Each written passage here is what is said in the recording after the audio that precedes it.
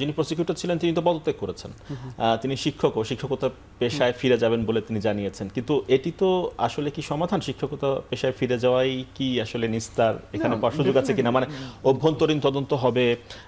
এখন যে ঘটনাটি ঘটেছে সেখানে আসলে বিচারিক তদন্তের প্রয়োজনীয়তা দেখেন কিনা?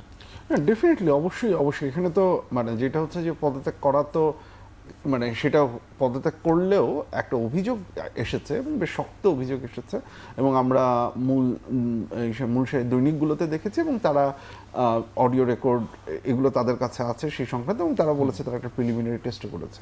সো এই যদি হয় অবস্থা, তো তাহলে তো অফকোর্স এটার একটা তদন্ত দরকার, এবং এটার একটা একদম যথোপযুক্ত তদন্ত দরকার, এবং সেই তদন্তে যদি হচ্ছে পুরো জিনিসটা প্রমাণিত হয় তাহলে যে ধরনের ব্যবস্থা নেওয়া প্রয়োজন সেটা নিতে হবে। কারণ একই সাথে আপনি যদি মনে থাকে যে এটাই কিন্তু এটা যেমন আমরা অনেক স্পষ্টত হচ্ছে গিয়ে কিছু প্রমাণ এসে দেখছি, বাট অভিযোগ কিন্তু এটা প্রথম না, এর আগেও অভিযোগ এসেছে। আমরা দেখেছি হচ্ছে গিয়ে এই যে টিমটা আইসিটি ইস্যুদের, সেখানের ভেতর থেকে এ ধরনের একটা অভিযোগ এসেছে, তখন মানুষজন সেটাকে খুব একটা গুরুত্ব দেয়নি। কিন্তু এই ধরনের ঘটনা যখন সামনে চলে আসে এবং এটা যদি প্রমাণিত হয়, বা এটা যদি হচ্ছে গিয়ে আমরা যেরকম এটা রিপারকেশন যেটা আমরা দেখতে পাচ্ছি, তাহলে সেই ঘটনাগুলোও কিন্তু আবার হচ্ছে গিয়ে সামনে চলে আসবে, এবং যেটা পুরো ব্যবস্থাটার ইন্টিগ্রিটি নিয়ে সিগনিফিকেন্ট একটা কোয়েশ্চেন চলে আসবে। এবং আইসিটির এই ব্যাপারটা নিয়ে কিন্তু এই ইন্টিগ্রিটির যে ইস্যুটা, এটা কিন্তু আপনি এক অর্থে যদি দেখেন সেটা 2013 সাল থেকেই সেটার ইন্টিগ্রিটি নিয়ে একটা ইস্যু আছে, এবং যেটার কারণে আমাদের ওই বিচারটাকে, যুদ্ধাপরাধীদের যে যুদ্ধাপরাধীর ইস্যুটা, তো এটা একটা মানে আপনি যদি মুক্তিযুদ্ধের প্রেক্ষাপটে দেখেন, যুদ্ধাপরাধীর ইস্যু তো কোনো মানে এটাকে উড়িয়ে দেওয়ার মতো ইস্যু না। এই ঘটনাগুলো তো ঘটেছে, সেটার বিচারটা তো খুব স্বাভাবিক, সেটা হওয়া উচিত। সেটার প্রক্রিয়া নিয়ে একটা কনফিউশন ছিল। এখনও কিন্তু একইভাবে আমরা হচ্ছে কি একটা কনফিউশনের দিকে যাচ্ছি, যেটা পুরো বিচার ব্যবস্থা, এবং এরপরে ভবিষ্যতে যে রায় হবে বা আগেও যে রায়গুলো হয়েছে সেই রায়গুলোকে নিয়ে প্রশ্ন করার একটা অপরচুনিটি তৈরি হয়ে যাচ্ছে। সো সেইটা খুবই শঙ্কাজনক, এবং আমি যেটা বললাম যে এটার অবশ্যই একটা সুষ্ঠু তদন্ত দরকার, এবং একই সাথে এটাও বোঝা দরকার যে ঘটনাগুলো কেন ঘটেছে।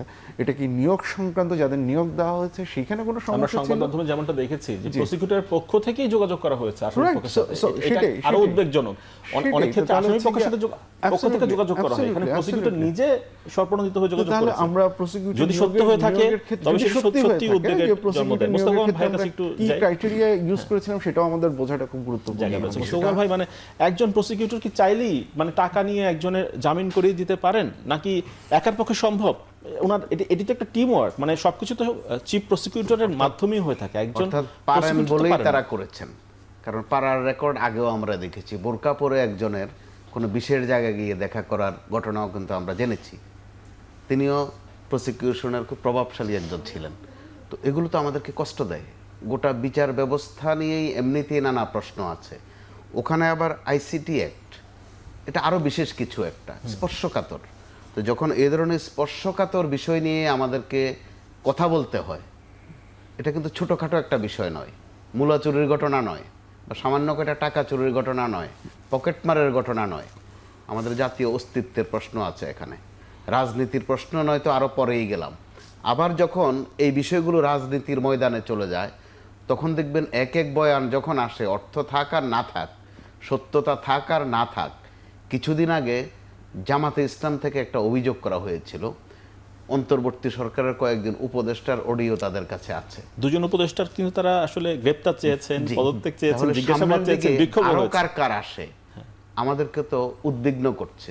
অর্থাৎ সামগ্রিকভাবে আমরা যে একটা নতুন বন্দোবস্ত আশা করছি, অর্থাৎ সোজা কথা একটু সংশোধন আশা করছি, সেটার লক্ষণ বোধহয় দিন দিন ক্ষীণ হয়ে আসছে।